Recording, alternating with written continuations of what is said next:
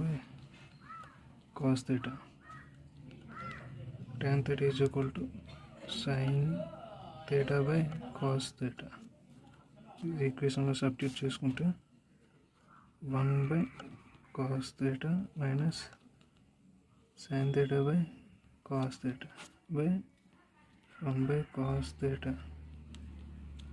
minus sin theta by cos theta.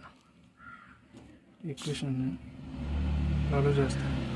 1 plus sin theta by 1 minus sin thetaకి equal అవుతుంది. sin theta వాల్యూని ఇందులో substitute చేసుకుంటే 1 plus 5 by 7 by 1 minus 5 by 7. Simple solve చేద్దాం. 7 plus 5 12. 7 minus 5 2.